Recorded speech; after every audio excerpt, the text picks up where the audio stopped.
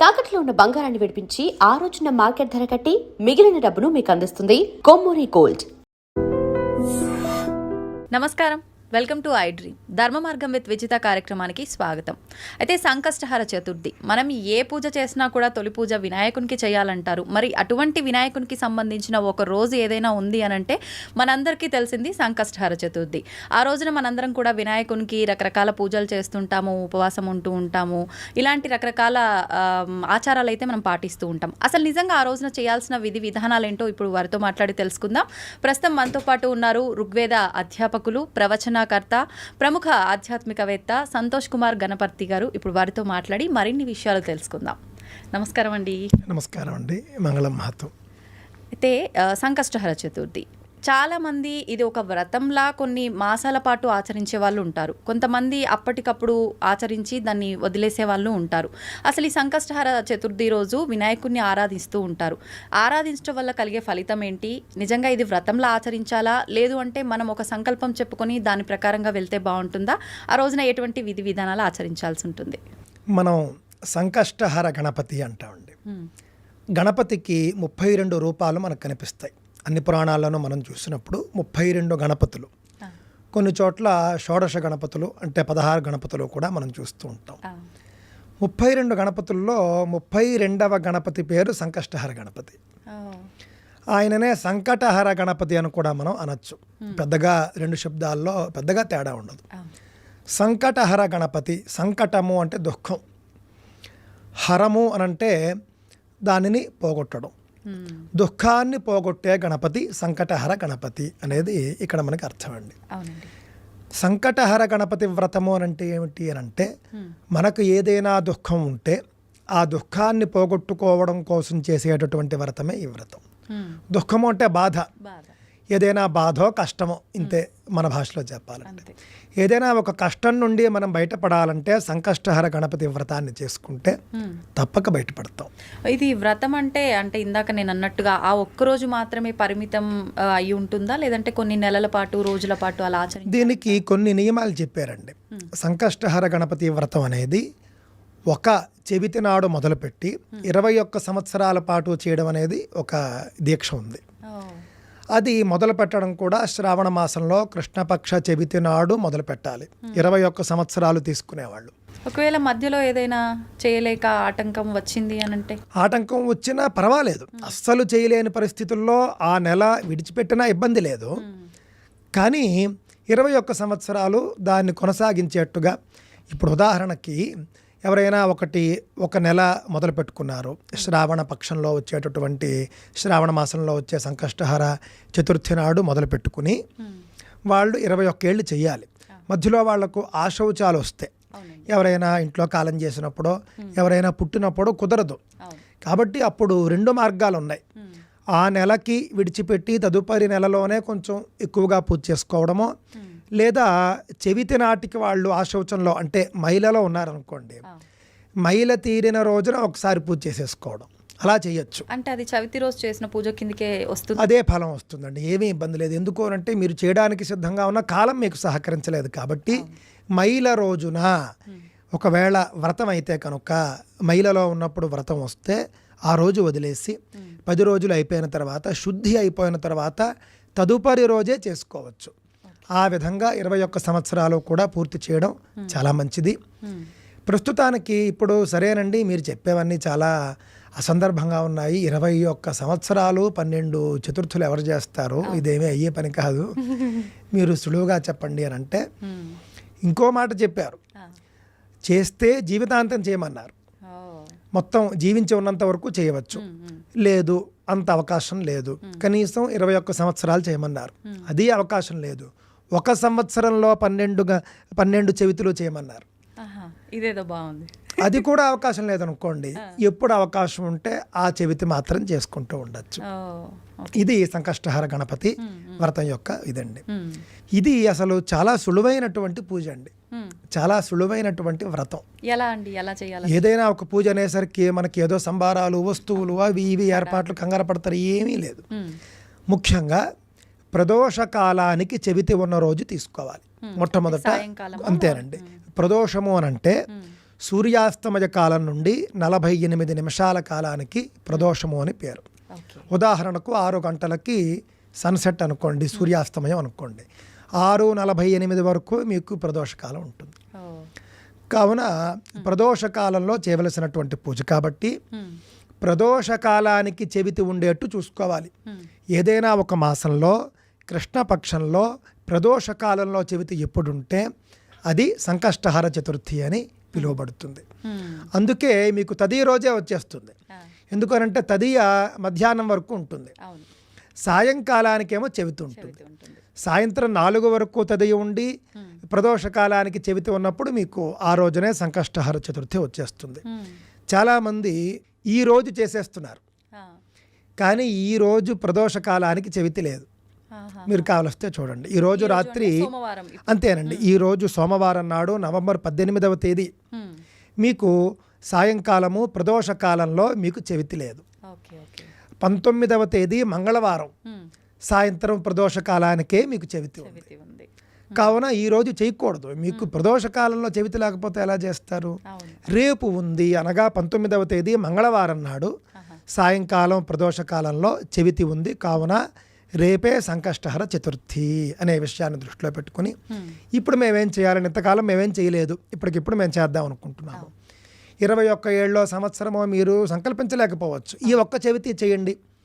ఈ ఒక్క చెవితి మీకు ఇప్పుడు ప్రతి ఇంట్లో కూడా ఏవో కష్టాలు ఉంటాయి. పిల్ల పెళ్లి కాలేదనో, ఉద్యోగం రాలేదనో, జీతం రాలేదనో, ఆరోగ్యం బాగాలేదనో, రకరకాలుగా ఉంటాయి. ఇల్లు కొంటున్నాము, అప్పులు ఇచ్చాము, అప్పులు తీసుకున్నాము, అప్పులు తీరట్లేదు, అప్పులు రావట్లేదు, ఇవన్నీ ఉంటాయి. ఏదో ఒక సమస్య ఉంటుంది.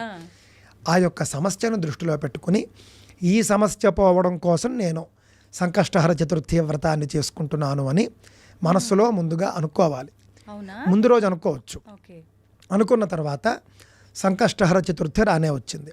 ఉదయాన్నే లేవాలి. సూర్యోదయానికి ముందే లేచి బావి స్నానమో, చెరువు స్నానమో, పుష్కరిణి స్నానమో, నదీ స్నానమో, సముద్ర స్నానమో, ఇవేమీ లేకపోతే ఇంటి వద్ద మామూలు నీటి స్నానమో చేసి ఆ స్నానం అయిన తర్వాత ఒక్కసారి దేవుని వద్దకు వచ్చి బొట్టు అది పెట్టుకున్న తర్వాత గణపతికి దండం పెట్టుకుని ఈ రోజున ఫలానా కష్టం పోవడం కోసం నేను సంకష్టహర గణపతి వ్రతాన్ని ఆచరిస్తూ ఉన్నాను. ఓ గణేష, నా యొక్క వ్రతం నిర్విఘ్నంగా పూర్తయ్యేట్టు చూడు అని ఆయనకే చెప్పుకుని వ్రతం రోజున స్నానం చేసినప్పుడు ఒక ముఖ్యమైనటువంటి ప్రాక్టీస్ ఉందండి. ఏంటి అని అంటే, మామూలుగా స్నానం చేసేయడం కాకుండా మనం సబ్బు రాసుకుంటాం చూసారా, సబ్బుకు బదులుగా నువ్వులతో స్నానం చేయమన్నారు. నువ్వులే? అవునండి. అంటే తెల్ల నువ్వులు ఉంటాయన్నమాటండి. తెల్ల నువ్వులు పొట్టు తీసుకుని, మనకి పొట్టు తీసుకుని బయట దొరుకుతూనే ఉన్నాయి, అవి తెచ్చేసుకుని అవి మనం ఒక బౌల్లో పెట్టుకుని ఆ తెల్ల నువ్వులతో ఒళ్ళంతా కూడా రాసుకుని, అంటే ఒళ్ళంతా కూడా రుద్దుకుంటూ స్నానం చేయాలి. ఎందుకండి ఇలా? దీనివల్ల మనకు ఉన్నటువంటి అనేక దోషాలు, కష్టాలు హరింపబడతాయి. కొంచెం నువ్వులు అనేటటువంటివి శాస్త్రీయంగా కూడా చాలా గొప్పవి. దాని వెనుక కూడా అనేక రహస్యాలు దాగి ఉంటాయి. ముఖ్యంగా ఏమిటి అని అంటే, శారీరక దోషాలు పోతాయి, మనలో ఉన్నటువంటి దరిద్రం పోతుంది, దుఃఖం పోవడానికి ఒక మెట్టు మనం ఎక్కిన వారం అవుతాం. తిల స్నానం అంటారండి దీన్ని? అంటే తిల స్నానం అనొచ్చు, తప్పులేదు. ఎందుకు అనంటే తిలైహి స్నాత్వా అని అక్కడ ఉంది, తిల స్నానం అని చెప్పవచ్చు. కాకపోతే తెల్ల నువ్వులు అనే విషయాన్ని దృష్టిలో పెట్టుకోవాలి. పెట్టుకుని చక్కగా మామూలు స్నానంలో మనం సబ్బుకు బదులు ఇది వాడాలంతే ఆ రోజున. దాంతో మీకు వ్రతం మొదలవుతుంది. దేవుడి దగ్గరికి రావడం, ఇందాక చెప్పినట్లుగా సంకల్పం చేసుకోవడం. ఆ సంకల్పం మంత్రోక్తంగా అయినా కావచ్చు, లేకపోతే ఈ విధంగా నోట మాటతో అయినా సరే ఈ రోజు నేను చేసుకుంటున్నాను అని చెప్పవచ్చు. చెప్పిన తర్వాత ఆ రోజంతా ఉపవాసం ఉండాలి. సాయంత్రం వరకు ఉండి సాయంత్రం లోపలే పూజకు సంబంధించినటువంటి ఏర్పాట్లు చేసుకోవాలి. పువ్వులు అవన్నీ కూడాను. ముఖ్యంగా గణపతికి ఇష్టమైనటువంటివి ఎర్రని పువ్వులు, అవి సంపాదించుకోవచ్చు. ఏవైనా సరే, అంటే మన కల్పంలో చెప్పినవి సహజంగా కరవీరం అంటాము, ఎర్రగన్నేరు పువ్వులు, ఇవి గణపతికి బాగా ఇష్టం. గరిక, దూర్వాయుగ్మములు అంటారు, అవి. తెల్ల జిల్లేడు పువ్వులు, ఈ మూడు ముఖ్యంగా మనం గణపతికి పూజ చేస్తాం. ఇవి మూడిట్లో ఏదో ఒకటి సంపాదించుకోవచ్చు, అవకాశం ఉంటే మూడు సంపాదించుకోవచ్చు. గన్నేరు పువ్వులు తెచ్చుకున్నప్పుడు మాత్రం గులాబీ రంగువి ఉండకుండా చూసుకోండి. కొంచెం చాలామంది ఇబ్బంది పడుతున్నారంటే గన్నేరు అనేసరికి తెలియక అవి పింక్ కలర్లో ఉన్నవి ఇచ్చినా కూడా తీసుకెళ్ళిపోతున్నారు. అవును. అలా కాకుండా ఎర్రగా ఉన్నటువంటి గన్నేరే మనకి అసలైన వాటి కింద మనకి లెక్క. ఈ పింక్ అసలు పూజ ఈ పింక్ ఇవి కొంచెం హైబ్రిడ్ అని నా అభిప్రాయం. అందువల్ల వాటిని పక్కన పెట్టి ఏవి దొరక్కపోతే సరే, కానీ ఇవి దొరికినప్పుడు ఎర్రటి గన్నేరు తెచ్చుకోండి. ఎర్రటి గన్నేరు పువ్వులు, గరిక, అదేవిధంగా తెల్ల జిల్లేడు పువ్వులు, ఈ 3 ఏర్పాట్లు చేసుకుని సాయంత్రం లోపల అన్నీ సర్దుకుని సాయంకాల పూజకు నైవేద్యానికి ముఖ్యంగా మోదకాలు చేసుకోవాలి. మోదకాలు అంటే ఏమిటి అని అంటే కనుక మన తెలుగు రాష్ట్రాల్లో బాగా చేస్తూ ఉంటారండి. కజ్జికాయలు అని అంటారు. కజ్జికాయలు అని అంటే ఒక బియ్యపు పిండితో చేసినటువంటి ఒక పేస్ట్ లాంటిది ఉంటుంది. దాని లోపల ఒక రకమైనటువంటి పిండిని పెట్టి దీనిని ఆవిరి పడతారు. ఇదైనా కావచ్చు. అదే విధానంలో నెయ్యిలో వేయించడం కూడా ఉంది. కావున ఈ రెండిట్లో ఏదో అవకాశం ఉంటే అది. నెయ్యిలో వేయించడం, కొంతమంది నూనెలో వేయించేస్తున్నారు, నెయ్యిలో వేయించాలి లేదా ఆవిరి పట్టాలి. ఆ యొక్క బియ్యపిండి మిశ్రమం ఏదైతే ఉందో దాని లోపల నువ్వుల స్టఫ్ ఉండాలి. అది ఇంపార్టెంట్ అండి. నువ్వుల స్టఫ్ పెట్టి ఆ యొక్క మోదకాలు తయారు చేసుకోవాలి. కనీసం 10 తయారు చేసుకోవాలి. 5 స్వామికి నైవేద్యం చేసుకోవడానికి, 5 వాయనం ఇవ్వడానికి. వాయనం ఎవరికి ఇవ్వాలి అని అంటే మన ఇంట్లో పూజ చేయించినటువంటి పంతులు గారికే ఇవ్వాలి. 5 అంతేనండి. 5 అంటే 10 కూడా మీరు గణపతికి నైవేద్యం చేయాలి. 5 ఆయనకి వాయనం ఇచ్చేసేయాలి. 5 ఎలాగో మీరు గణపతికి నైవేద్యం చేసి ఉంటారు కాబట్టి వ్రతం చేసుకున్న వాళ్ళు తినాలి. ఆ పూట ఇవి తిని ఉండిపోవాలి. ఇంకా రాత్రి వేరే భోజనం ఏది కూడా చేయకూడదు. ఖచ్చితంగా ఇది పురోహితుల సమక్షంలోనే చేయాలండి, ఎవరికి వాళ్ళు చేసుకుంటే మనకు అవకాశం ఉంటే చేస్తారు. ఇప్పుడు చాలా మంది శక్తి ఉన్నవారు మేము పండితులతోనే చేయించుకుంటామండి అనుకున్న వాళ్ళు చేయించుకోవచ్చు. లేని వాళ్ళు చక్కగా సంకష్టహర గణపతి వ్రతం అనేది అందరికీ అందుబాటులోనే ఉంటూనే ఉన్నాయి. పీడిఎఫ్లు అవిని పెట్టుకుని చేసుకోవచ్చు, చేసుకోకూడదని లేదు. కానీ పురోహితుడి సమక్షంలో అయితే కనుక కొంచెం వైదికంగా శాస్త్రీయంగా జరుగుతుంది. మంత్రం ఉంటుంది. మనం కూడా ఆయనకి మరి ఉపాయనం అంటే వాయనం దానం ఇస్తాం కదా, ఆ దానం వల్ల కొంత ఫలం వస్తుంది. ఈ మోదకాలతో పాటు వాళ్ళకి ఇంకేమి ఇవ్వాల్సి ఉంటుంది? మనం తాంబూలంలో మన శక్తిని బట్టి సంభావన ఇచ్చుకుంటే బట్టలు, ఇంకా వాళ్ళ ఇష్టం ఏదైనా శక్తిని బట్టే, అంతకు మించి ఇంకేం లేదు. కాకపోతే అండి నేటి రోజుల్లో స్వామి మీరు ఎలా అంటారు, మేము ఎవరినైనా పండితుల్ని పిలుద్దాం అంటే వేలకు వేలు అడుగుతారు, కానీ వచ్చినా కూడా చేయరు, డిమాండ్ చేస్తారు, అది ఇది అని అంటే మీ శక్తిని బట్టి ఇస్తామని చెప్పండి. ఆ శక్తికి వచ్చే వాళ్ళతో చేయించుకోండి. లేదు అని అంటే మీరే చేసుకోండి. చేసుకోవడం ముఖ్యం. మీ ప్రయత్నం మీరు చేశారు, మీకు సాధ్యం కాలేదు, మీరు చేస్తే దేవుడు తీసుకోవడం ఏం లేదు, బ్రహ్మాండంగా స్వీకరిస్తాడు. అందులో చెప్పిన విధంగా మీరైనా సరే పూజ చేసుకోండి. ఈ పూజ కూడా సాయంత్రం సూర్యాస్తమయం తర్వాత ప్రదోష కాలంలో చేసుకోవాలి. ప్రదోష కాలంలో కనీసం సంకల్పమైన ప్రారంభించేట్టుగా చేసుకుంటే మంచిది. మొత్తం పూజ అది పూర్తి చేసుకుని చంద్రోదయం అయిన తర్వాత, చంద్రోదయ సమయం ఉంటుంది, అయిన తర్వాత వ్రతంలో భాగంగానే చంద్రుడికి అర్ఘ్యం ఇవ్వడం అనేటటువంటి ఒక విధానం ఉంటుంది పూజ అనంతరం. అందులోనండి అంటే పూజ చేసిన తర్వాత అందులో నామాలు అవి ఉంటాయి. ఆ నామాలు అవి చెప్పుకుని మీరు చంద్రుడికి అర్ఘ్యం ఇవ్వడంతో మీకు పూజ పూర్తవుతుంది. వాయనము, అర్ఘ్యము, మీరు ప్రసాదాన్ని తీసుకోవడంతో వ్రతం పూర్తవుతుంది.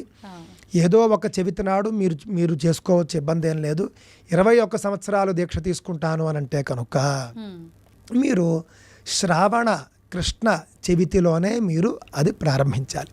అలా అయితేనే 21 సంవత్సరాలంటేనే అప్పుడు, లేదంటే ఇప్పుడు ఏం చేయొచ్చు. ఎప్పుడైతే మీరు ఆ చెవితికి మీరు చేసుకుంటున్నట్టు లెక్క. ఒకసారి ఇప్పుడు నేను 21 సంవత్సరాలు చేస్తా అని ఏదో మీరు చెప్పగానే ఓ మంచి జరిగిపోతుందని చెప్పి సంకల్పం చెప్పుకున్నాను. ఒక 5-10 సంవత్సరాలు చేసిన తర్వాత ఇంకా నేను చేయలేను, నాకు కుదరట్లేదు అనిపించింది, మధ్యలో స్టాప్ చేయొచ్చు అంటారా? మధ్యలో ఆపే పక్షంలో అలా ఆపడం అనేది భావ్యం కాదు. ఎందుకు అని అంటే భగవంతుడి వద్ద మనం మొక్కుకునే మొక్కది, మొక్కును మనం ఎప్పుడూ కూడా తప్పకూడదు. అంటే అక్కడ ఉద్దేశం ఏమిటంటే మనం ఆయనకి వాగ్దానం చేసాం, ఆ వాగ్దానాన్ని మనం నిలబెట్టుకోవాలి. అసలు చెయ్యలేనటువంటి శారీరక స్థితి వచ్చేస్తే ఆవిడ ఏం చేయలేడు, ఇంక పూర్తి మంచం మీద ఉన్నాడు, ఆయన దిగలేడు, సో ఆయన వల్ల కాదు. ఇంకా అలాంటప్పుడు ఏం చేయాలి అని అంటే కనుక ఆయన నామాలు చదువుకోవచ్చు. ఇంకో మార్గం ఉంది, ఎవరితోనైనా ఆయన పేరుతో చేయించవచ్చు, ఇది ఒక మార్గం. అందుకే పురోహితులతో చేయించుకోవడం కూడా ఉంది. ఆలయాల్లో మన పేరు మీద చేయించడం అనేది అలా వచ్చింది. అస్సలు చేయలేను, ఇంకా నా వల్ల కాదు అన్నప్పుడు నా తరపున కాస్త ఈ పూట చేసి పెట్టండి అయ్యా.